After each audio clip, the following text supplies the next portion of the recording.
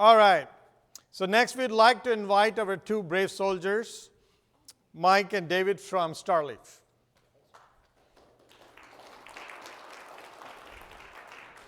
So it's a fireside chat. Don't hold back any questions. All right, Mike, either of you could start. Give us a quick update about Starleaf and how are you folks creating value? Okay, testing one. Testing. Hey guys. So Starleaf may or may not be familiar with us. I know we had a couple of really good conversations earlier. Starleaf is a UK-based video conferencing company. Obviously, there's a lot of video conferencing players in the market. We do a couple of things differently. Philosophical, we have a couple of different beliefs, but essentially we manufacture hardware endpoints that go in your meeting room. We believe philosophically that in your meeting room, your end users are best served by appliances versus PCs. The other thing we do, we develop software applications for laptops, mobile devices, and it's all driven by a global video communications network. It's our intellectual property. It sits on our data centers and servers around the world. Earlier this year, we were real proud to achieve ISO 27001 certification. In case you aren't aware, that validates all of our security processes. We're one of now only 3 vendors in our space that have that certification. And we also just upped our SLA to 5.9. So, essentially the same SLA that, the same uptime that the data centers themselves provide. So that's Starleaf. Philosophically, again, meeting room systems should be purpose-built appliances. And we also believe that it shouldn't matter what investment you have or haven't made in video, you should be able to join our meetings. At the low level, that might be a telephone, that might be a web browser, or let's say you've made an investment in existing legacy Cisco or Polycom equipment. You should be able to join our meetings as well. So there's an inclusive nature to our solution as well. So what you described is a very fascinating solution, which has all the tenets to be a great solution. But audience members would be wondering, what problem are we trying to solve? Why should anyone think about video strategy with so much going on, so much other cooler things somebody would think of, right? Why should someone think video?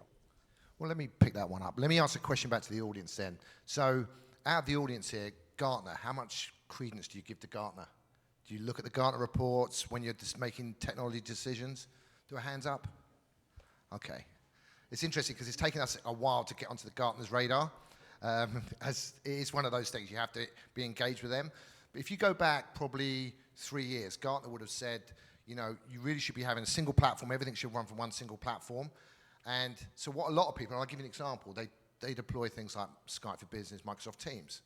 And then what you find out is that is okay it's okay for most things, but it's not exceptional in any particular place. Okay, so you get its average solution. So now if you go to the latest Gartner Magic Quadrant for collaboration solutions and stuff, they're starting to talk about now where actually you should go best of breed in different places. So we tend to think of ourselves as a best of breed. And there's clear reasons why when you're doing video, it's different from doing audio, it's different from doing messaging, it's different from SharePoint and stuff. But Dave, run through you a little bit about that. Yeah, so it's interesting. A couple of weeks ago, Mike and I were in Houston at the Synergy event in Houston. And in our roundtable discussion, it was really interesting to get feedback when we had a really great discussion. And one of the folks at the table said it best himself. Microsoft, as an example, is really good is good at a lot of different things, but they're master of none, right? They are the jack of all trades. And so what we propose is we do one thing and we do it really well. So again, back to best of breed. And I think things like Microsoft Teams, it's not really clear what that's going to evolve into. Is it going to be the outlook for millennials? Is it truly going to be a UC platform? I think different customers look at it differently and use it differently, and it's still a bit murky on how that's all going to sort out. What we offer is a very, very simple solution. I mentioned we have this. You have to have security, you have to have reliability, or you have nothing, in our opinion, right? But on the end user side, it's got to be almost commercial level ease of use, right? It's got to be intuitive. You don't need to. You shouldn't have to hold your end user's hands to learn how to use it. It should be really easy to figure out. And so on the front end, we want to provide that. And if we focus on one thing, we think that's one of the ways that we can provide that. Let me just jump in there again. I think, so what we're finding from the customers we're engaging with, and we're very much into, let's do proof of concept. We can't, we can show you stuff in a demo environment, but until it's in your actual environment, it becomes really, you can see it properly. And we're finding a lot of people now are coming back and saying, okay, we agree with Gartner, and we agree that we need to start looking at these things and the tools that we're using. So that's the kind of where we're getting now, back into POC world. You can't talk about ease of use, you have to show ease of use, and people have to do that in their own environments. Let's kind of go peel the onion a little bit. So, question for audience members. If I were to ask you, what's the expectation you have from, say, a good video collaboration solution, which will help your customer and the customer's customer get what they want? What would you expect from a solution? Just a word or a phrase that signifies it. Yes, sir? It's got to be intuitive. Intuitive. Okay, I'll write that down. What else? Reliable. Intuitive, reliable. And can it integrate with existing technology that they are using? Like, for example, Outlook or any of the Microsoft, whichever. If they are Microsoft Shop, then you need to be able to integrate with that. Okay. What else? Adoption. You want easier adoption by the user community. Okay. What else? I want to make a quick point on that because you guys have said a couple of things and you're speaking the language we like to hear. You just mentioned adoption and you mentioned reliability.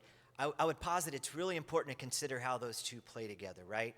Because if the expectations aren't met, if you walk into, for example, a meeting room and it doesn't do what it's supposed to do, how many times will your user try that before they go back to their phone or they go back to whatever they were doing before? Maybe once, maybe twice, and then that investment is gone. So reliability, usability, ease of use, those expectations are really important. They do actually go hand in hand.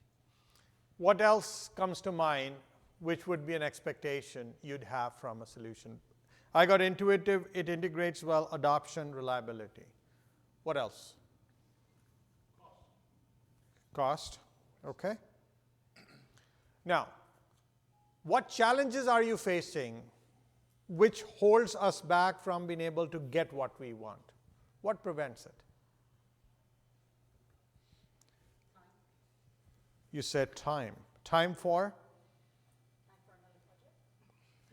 Okay. Opportunity, other opportunities, or time for other projects. Okay. Something with a higher priority. Okay. Let me jump in there just a second, just to talk. See, I'll tell you what we see. Okay, so in your own environment, in your own business environment, you will probably have one platform, Skype for Business, Teams, Zoom, whatever you have. Okay, and they're all little islands. And the issue we see out in the marketplace is that someone wants to visit your island. Okay, so the CEO walks in, he says, "I've got this meeting invite." And it's a Zoom invite, but we're a Skype for Business. How do I walk in that room and join this call from that? This is where we play. This is what we're very strong at doing because we believe that you just have a meeting on your phone. So everybody would say, single platform, but I got 5 pages of apps on here. I don't go to my Evernote app to see what my bank account balance at Chase is and stuff. So we're all quite used to flipping around. So we believe that the platform you're using, the meeting should be agnostic to the platform. You should be able to walk in a meeting room with my diary on here and just join a call. And I shouldn't have to work out whether it's WebEx, GoToMeeting, and that sort of stuff. So that's what we see as that usage and adoption piece. And then back to your point about interop, it's our responsibility as the manufacturer to work that interop thing. You should never have to worry about that. You say, I choose Starleaf, I choose this, but I use this for my messaging, I use this for something else. We're responsible for fixing that. We really should be. And if they expect you to be responsible, it's the wrong answer. And I'm going to copy the boss, and I'm going to pull my phone out of my pocket as well. Think about this. Everybody uses one of these, right? And you don't really think much about how it works. You pay AT&T or Verizon for that service, and your people are not typically worried about that. Maybe there's some things related to that you do have to manage, right? And especially when it's a personal device. But that's essentially what we're providing with Starleaf, right? You have a device, you connect it to our service. We increasingly see IT teams have less resources, less people, more problems to solve. So the approach is let's provide that service, let's make sure it always works, and then you can go on and you can deal with the higher priority items, right? The thing, we are believers in the technology, so acknowledging that. But what I've seen in the last couple of years is increasingly the companies that use video communications versus those that don't in the same markets, they do a better job. They make decisions more quickly. They have their people are more engaged. I work for a British company. It wasn't until about a year ago that I had another coworker in Austin, Texas. But I saw my coworkers, I saw my team every day, and it really adds. What we're doing right now, this face-to-face communication, this is the best, right? There's nothing better than this. This is why we travel for a living. But just below that is the video. So we are believers in it, and we really think it makes a difference in business. But the challenge has always been, how do we make it easy, and how do we make it reliable? And that's really what we're trying to solve. The other thing we see, and this blows me away still in 2019, the average time it takes for a meeting to start that involves technology is about 7 or 8 minutes. And I cannot help myself but do the math. And I look around the table, I assume they all make 6 figures, and I take that, and do the math. Not that I really could do the math, but I know it's a lot of money, right? And we sit there, and that 7 minutes is costly. And so what we really are focused on is, how do we get your users into the room, regardless of what meeting they're trying to join, regardless of if the room has been invited to the meeting or not, via Outlook or other methods. And we want you to just be able to walk in, push a button, and be in the meeting. That's what we're trying to achieve. Obviously it's a work in progress, but that is what we're essentially working towards. So your claim is you push a button, like that rotisserie ad, right? Fill it, shut it, and forget it. You're saying press a button, things will come up, nobody has to be bothered, those 7 minutes reduced to less than a minute. Yeah, that's the claim. Well, let's go even better than that. So I have my laptop, and I've got a meeting scheduled in Outlook or Gmail, wherever it's happened to be scheduled, and I decided I don't want to do this with a headset on, sitting in my own little environment. I want to go into a conference room. So why wouldn't I be able to walk in a conference room, pick up a lead, plug it in, automatically push data sharing, because it's quite likely that in that call I'm going to do some data sharing. And once I plug that lead in, what about if the system goes and scrubs my calendar, looks for my meeting invites, and says, oh, you've got these meeting invites, there's a video conferencing system in the room here, let me line those up for you and give you a little green button so you can just join them, okay?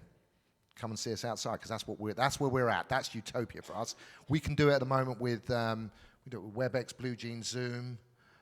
See, here's the thing, right? How many people, so Zoom's probably the biggest, well, you've got Microsoft, you've got Cisco, but Zoom is probably the biggest promoted video conference, and they're our biggest competitor. I'll be straight up with you. So who uses Zoom here? Okay. And it's good. Let me tell you, their service is good, their software is really good. We don't get that you want to use a PC in a conference room, because they're expecting you to have all the heavy lifting for getting the call into the room. But we can, with a Starleaf system in a room, you could walk in and it will grab your Zoom thing, light our green button, you can just join the call. We believe that is Utopia for us. Okay? All right, time to throw some darts at the claims. And I spoke to you guys outside briefly, but I think the frustrating thing about introducing technology to any company really is the fact that you almost have to transform the culture. And video conferencing is not new. It's been around forever. Polycom tried to make that happen in the early 2000s. At the end of the day, you can give them all these tools, and what's frustrating for me is they'll just end up dialing in, right? They don't care about seeing people. I get the question all the time, like, how many people in our organization is actually using video conferencing?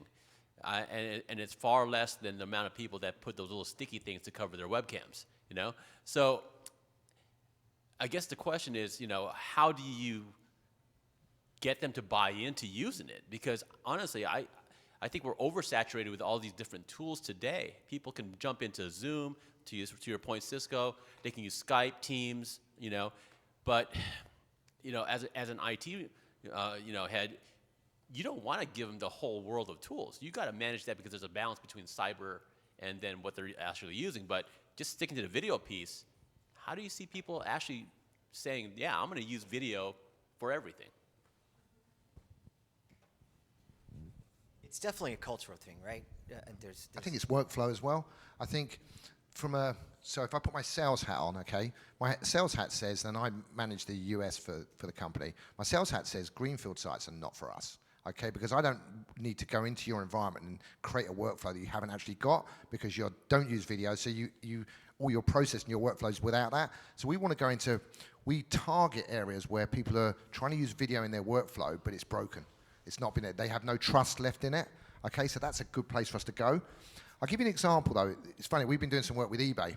So you'll get on a call with eBay, and every one of them have those little camera things, okay? And what they're doing is they're not actually engaged with the call at all. So, you know, we're talking here, so I'm engaged, I can see you. And that's what we kind of preach as a culture from video conferencing. And I can tell you how you can tell that people are disengaged. Because if you ask someone on a call when they've switched the camera off a specific question, they'll always come back and say, oh, sorry, I missed the question. Can you ask me the question again? Because they weren't listening at all. So if there's a workflow that we can help with in a business, that's a good opportunity for us to go and do something with. If your people at eBay just won't do it. I've been on with 10 people on eBay. They have the cameras. So why are you video conferencing? And if you actually don't want to be in the call, don't be in the call. And maybe the call didn't have the right agenda, so people weren't really, you know, checked into the call properly and stuff like that. So there's such a lot of stuff around this. So I hear what you're saying. How do we've got all these different tools. It's funny for us, because we're a video conferencing manufacturer, we just use it all the time. And I probably got the lowest mobile phone bill in the company because I don't want to talk to people on audio, because I'm confident I could talk to someone on video right now. I'm absolutely confident, 100% confident I could do a call now on the Wi-Fi in this business and do a proper call. But you see, that's what we need to create with users. And you guys, we have to create that confidence that it's a go-to thing all the time. Audio, give me a number in Australia, right? And I could dial the number now, and I'm pretty confident that's going to go through. And imagine the steps that's gone through in the network. Different frequencies, different stuff, over land, through the airwaves and stuff. And that's what we need to get through with video. But we can only, that's why you POC stuff. We always push for doing proof of concepts with people, because we can't guess your workflow. We can't whiteboard your workflow. We can only get involved with your workflow. So my guidance would be, whether it's us or someone else, always do a proof of concept. Get it into your environment if you've got time to do that, and see if it works. Maybe find a small group in your environment who are ready to have a go like that, and I think that's a good way of doing it. I think to continue on that, you know, you're talking a little bit, obviously, about adoption. You know, and there is a cultural aspect. And I'm also a big believer in meetings have to matter.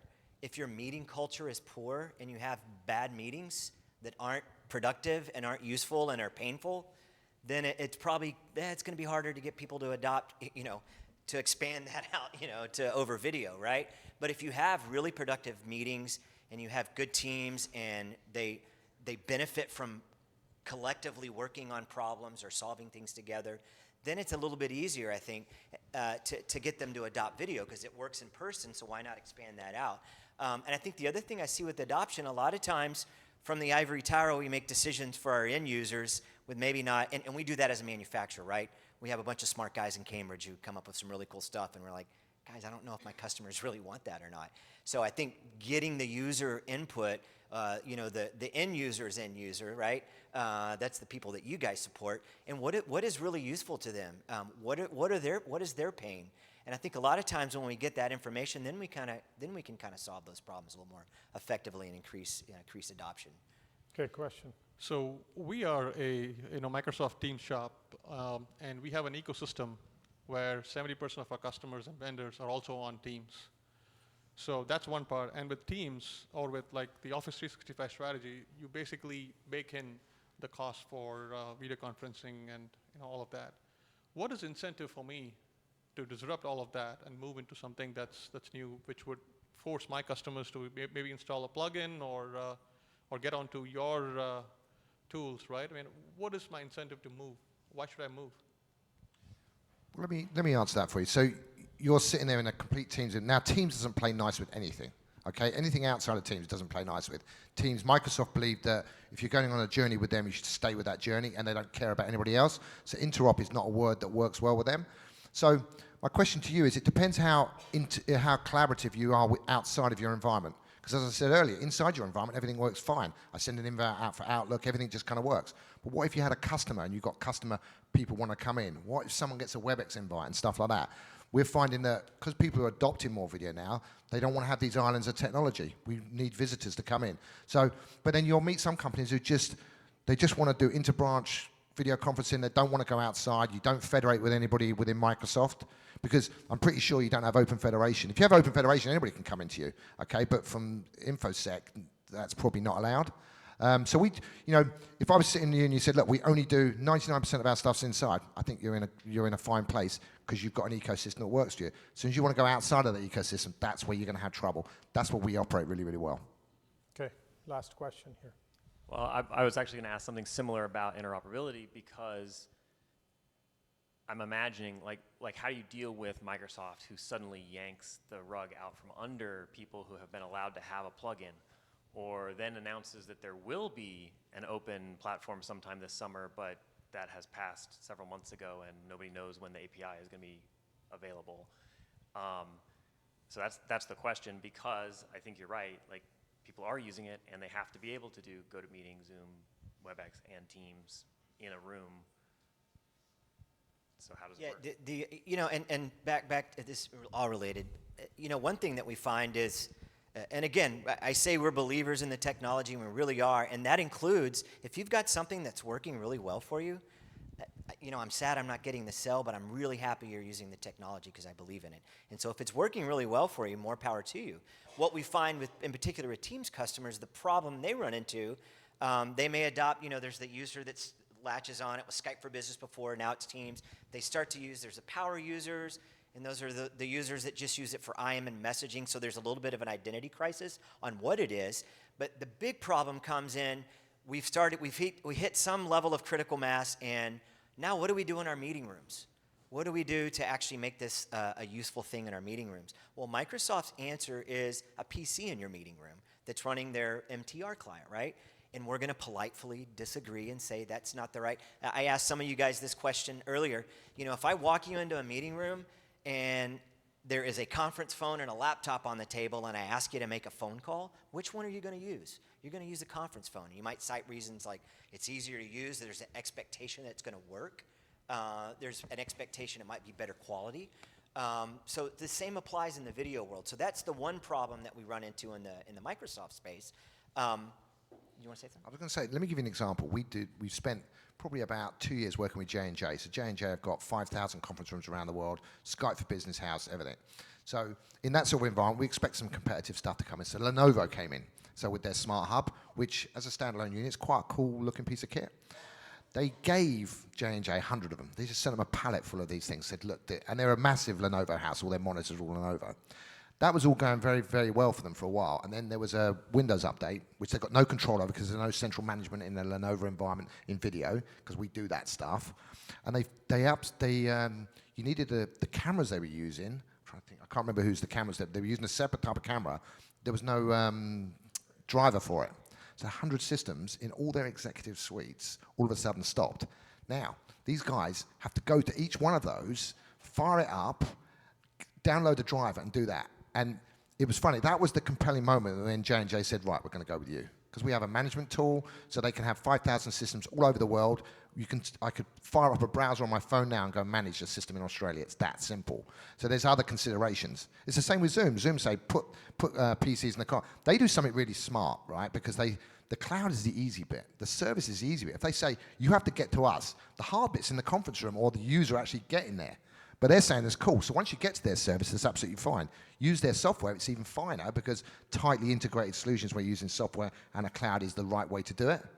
So from your perspective there, I see some horror stories out there where people, we did some work with Shell over in the Netherlands, okay?